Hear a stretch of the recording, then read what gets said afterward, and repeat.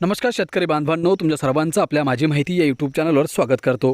मित्रांनो, 24व्या हप्त्याच्या पूर्वीच शेतकऱ्यांसाठी एक आनंदाची बातमी समोर आलेली आहे। कारण आता PM किसान सन्मान निधीच्या योजनेमध्ये एक मोठा बदल करण्यात आलेला आहे आणि नक्कीच शेतकऱ्यांना त्याचा भरपूर फायदा होणार आहे। मंत्रिमंडळाच्या बैठकीमध्ये देशाचे पंतप्रधान नरेंद्र मोदी यांनी शेतकऱ्यांसाठी ही मोठी घोषणा केली। या घोषणेच्या माध्यमातून शेतकऱ्यांना कशा प्रकारे फायदा होणार आहे, कोणकोणत्या शेतकऱ्यांना फायदा होणार आहे, सविस्तर माहिती आपण जाणून घेऊयात। त्यामुळे हा व्हिडिओ तुम्ही शेवटपर्यंत नक्कीच बघा आणि आपल्या माझी माहिती या यूट्यूब चॅनलला सबस्क्राइब करायला विसरू नका। शेतकरी बांधवांनो, प्रधानमंत्री किसान सन्मान निधी योजनेचा 23वा हप्ता मिळाल्यानंतर शेतकरी आता 24व्या हप्त्याची वाट पाहत आहेत। सरकारने अद्याप 24व्या हप्त्याची तारीख अधिकृतपणे जाहीर केलेली नाही। दरम्यान एक दिलासादायक बातमी समोर आली आहे। मित्रांनो, पंतप्रधान किसान योजना 2031 पर्यंत सुरू राहील। मंत्रिमंडळाची मंजुरी त्याला मिळालेली आहे। केंद्र सरकारने देशभरातील लाखो शेतकऱ्यांसाठी महत्त्वपूर्ण दिलासा जाहीर केला आहे। केंद्रीय मंत्रिमंडळाने प्रधानमंत्री किसान सन्मान निधी योजना आणखी 5 वर्षासाठी सुरू ठेवण्यास मंजुरी दिली आहे। ही योजना आता 2026 आणि 2027 ते 2030 आणि 31 या आर्थिक वर्षापासून लागू राहील। सरकारने या योजनेसाठी 3.15 लाख कोटी रुपयांपेक्षा जास्त निधीचा अर्थसंकल्प प्रस्तावित केला आहे।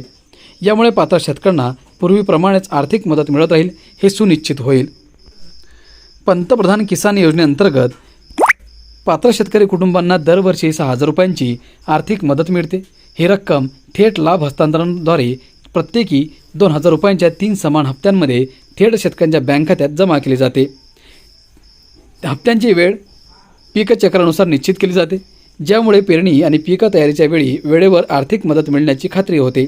तथापि योजनेचे हप्ते साधारणपणे 4 महिन्यांच्या अंतराने दिले जातात, त्यामुळे 24वा हप्ता ऑक्टोबरमध्ये मिळण्याची शक्यता आहे। पंतप्रधान किसान योजनेअंतर्गत पात्र शेतकऱ्यांना दरवर्षी 6,000 रुपयांची आर्थिक मदत मिळते। ही रक्कम प्रत्येकी 2,000 रुपयांच्या 3 हप्त्यांमध्ये थेट त्यांच्या बँक खात्यात जमा केली जाते। पुढील हप्ता कोणत्याही त्रासाशिवाय मिळविण्यासाठी शेतकऱ्यांनी काही महत्त्वाची माहिती आणि कागदपत्रे अद्ययावत ठेवली पाहिजेत। मित्रांनो, तुमच्या बँक खात्यावरील नाव, खाते क्रमांक, IFSC कोड आणि KYC माहिती अचूक असल्याची खात्री करा।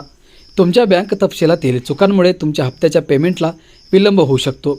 कोणतीही माहिती चुकीची असल्यास ती अद्ययावत करून घेण्यासाठी तुमच्या बँकेशी संपर्क साधा। मित्रांनो, PM किसान लाभार्थी स्थिती तपासायची असेल तर काय करावं?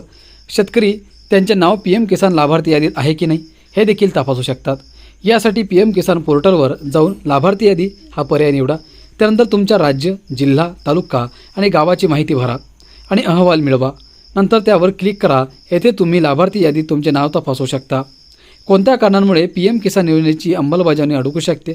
तर मित्रांनो, PM किसानचा हप्ता थांबवण्यामागे अपूर्ण KYC, चुकीची बँक खाते माहिती, आधार बँक जोडणीतील समस्या, DBT सक्रिय न होणे आणि जमिनीच्या नोंदीमधील विसंगती ही प्रमुख कारणे असू शकतात। शेतकरी मित्रांनो, अखेर कोणत्या कारणांमुळे PM किसान योजनेची अंमलबजावणी अडकू शकते?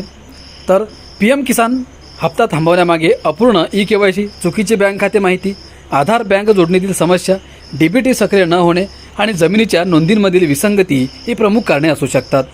त्यामुळे 24व्या हप्त्याची अधिकृत तारीख जाहीर होण्यापूर्वी शेतकऱ्यांनी या सर्व माहितीची पडताळणी करणे उपयुक्त ठरेल।